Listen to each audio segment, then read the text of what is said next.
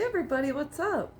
I want to talk about all these protests that are going on, especially in different states when it comes to ICE. Heck, they're even having them here in Wisconsin. And I want to just say, you have the right to protest.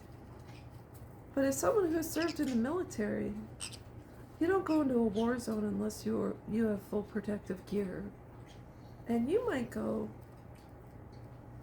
just to hold a sign.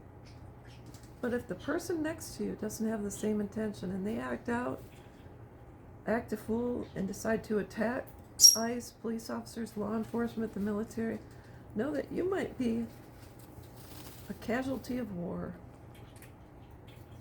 And that's not something I think a majority of us are prepared for. Like I said before, I served in the military, so we had different training. We had tear gas training, we had weapons training, and all this and that. There's a lot of stuff that went on.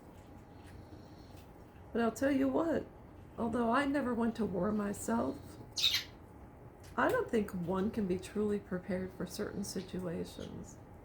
And not only that, what gets me today is there are high school students walking out, holding up signs, protesting this and that. Who in their right mind is approving this? And they can do it. Why don't they do it after school instead of during school hours? Because people like myself pay taxes to keep these schools open.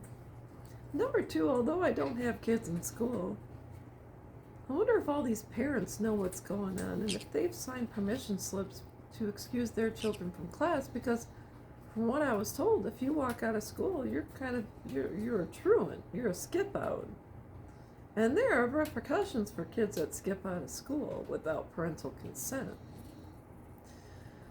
I also want to know if these schools are prepared because it's freezing cold outside.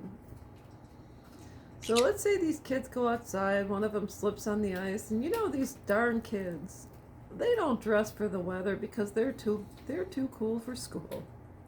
So let's just say they're standing outside for a couple hours, and if I walked outside in Wisconsin just today just to go to an appointment. It's freezing cold. I ran to my car.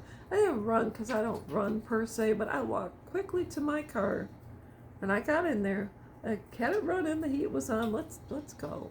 And then when I got to my appointment, I walked swiftly into the building. But these kids are outside, and they're mostly probably not prepared with their cold weather gear.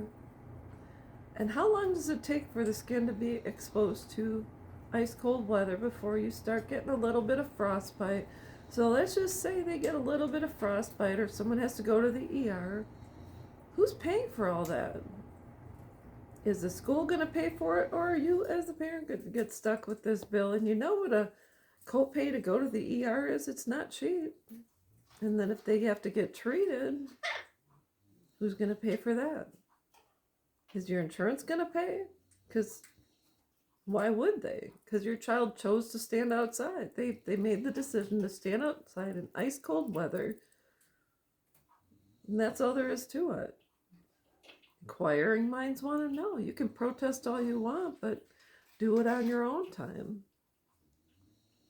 And those people that want to protest because they don't like the fact ICE is doing their job, how many of them have opened their doors to allow undocumented immigrants the opportunity to stay inside where it's warm, to be protected from ICE, to be a sanctuary, a home of sanctuary where they can, stay inside and hide out in the basement so that they don't get caught.